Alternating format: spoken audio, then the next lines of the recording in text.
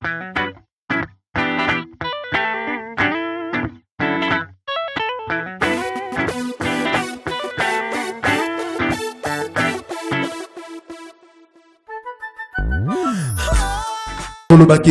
foi, c'est prendre Dieu au sérieux.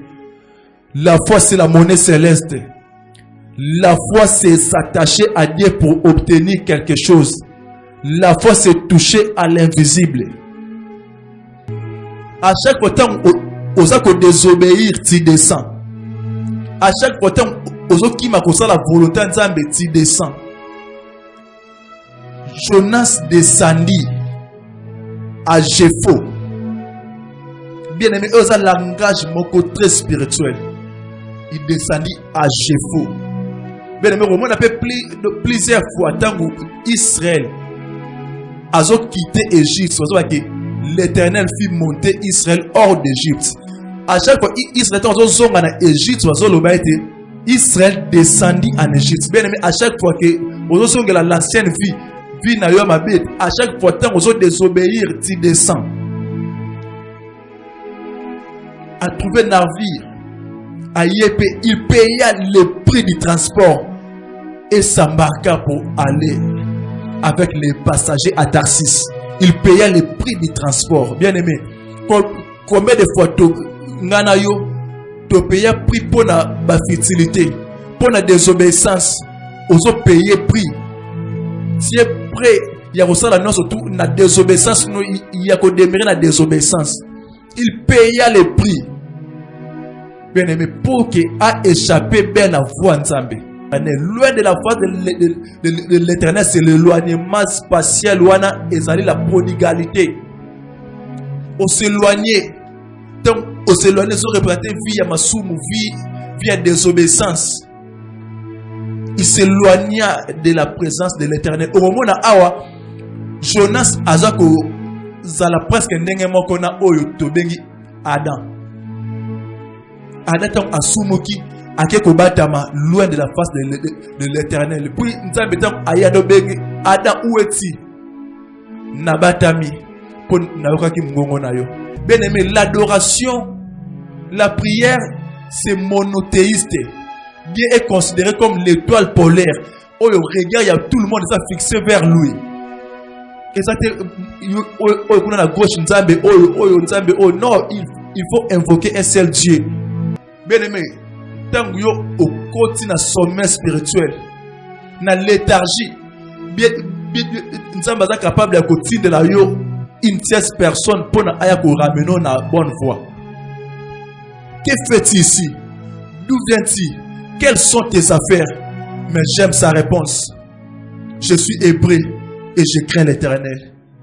Bien aimé, quelle que soit la situation, à tête désobéissance née, mais il se reconnaît qu'Azala qui chrétien. Jonas a dit, je suis hébreu et je crains l'Éternel. La parole déclare, l'âme qui pêche, c'est celle qui mourra. Le salaire du péché, c'est la mort. La désobéissance engendre la souffrance, engendre des misères. Il ne pouvait plus bouger, marcher.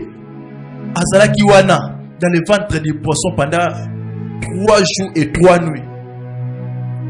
Mais pendant le confinement, pendant le temps, Jonas a se pelé Singai. Bien aimé, comme c'est fantastique, la parole déclare Jonas dans le ventre du poisson. Pria l'Éternel son Dieu. Dans le ventre du poisson, na confinement wana, na souffrance wana, na problème wana, na situation économique, Jonas se souvient de l'Éternel. Pria l'Éternel son Dieu. Mais est-ce qu'il y a temps où il y a temps pour développer intimité yonanzambi? Tout le monde qui prier, c'est écouter Dieu, c'est parler avec Dieu. Est-ce que il y a temps wana? Jonas dans le ventre du poisson, pria l'Éternel son Dieu. À son bon de là, dans le ventre du poisson, oh bien aimé, n'a pas battu confinement autre bien parce que Azalaki wana pendant 3 jours, 3 nuits bien aimé, et ça facilité. Ce qui va bien être la chambre, pas baba confiné 3 jours, 3 nuits, recocate, bon, dans le ventre du poisson, 3 jours et 3 nuits. C'était difficile, c'était horrible, mais il était là. à profiter de temps pour chercher encore l'Éternel, prier à l'Éternel son Dieu. Mais quel genre de prière pendant ce confinement? C'est une prière de foi. La foi est une ferme assurance, la démonstration de ce qu'on ne voit pas. La parole déclare, pour l'avoir procédé, les anciens ont obtenu un témoignage favorable. Or, la foi, c'est la garantie des biens que l'on espère. C'est la preuve des réalités qu'on ne voit pas. La foi, c'est l'assurance, c'est la conviction. Bon, pour Jonas, ata ba melingai, pas yambisi oyo, ata abandi digestion, ata estomane ebandi ko malaxé ngai, et comme ça comme bol alimentaire, na yebete je verrai encore ton Saint-Temple. Bien aimé, sois dans la joie. Là où tu es, au sol je verrai encore ton Saint-Temple. Nzambe nakomona lisusu église na ngai, nakomona lisusu etonga na ngai, nakomona lisusu nouvelle Philadelphie. Malgré tout oinoso ekomi, je verrai encore ton Saint-Temple. Je verrai encore. Je t'offrirai des sacrifices avec un cri d'action de grâce.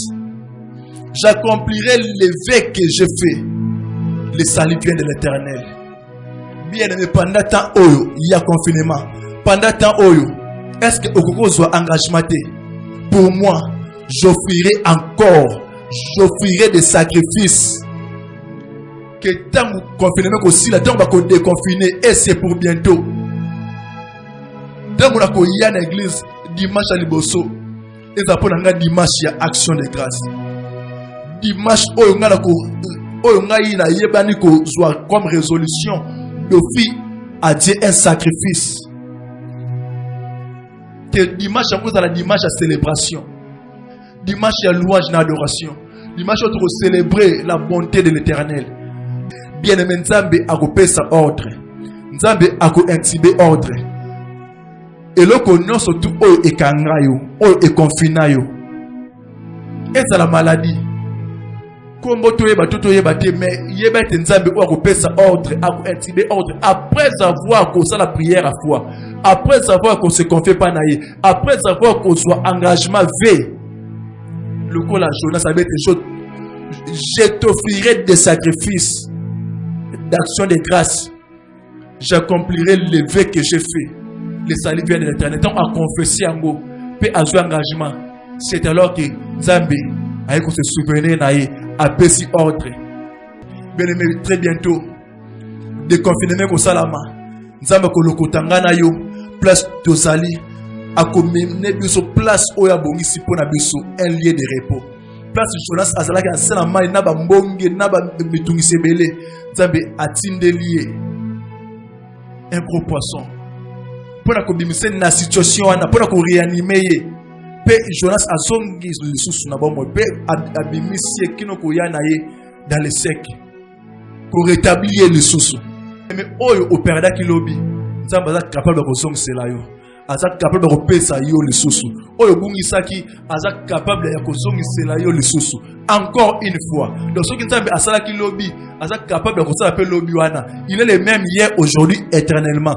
Il ne change pas. Il ne connaît ni changement ni ombre de variation. Il est le même hier, aujourd'hui, éternellement. J'insiste.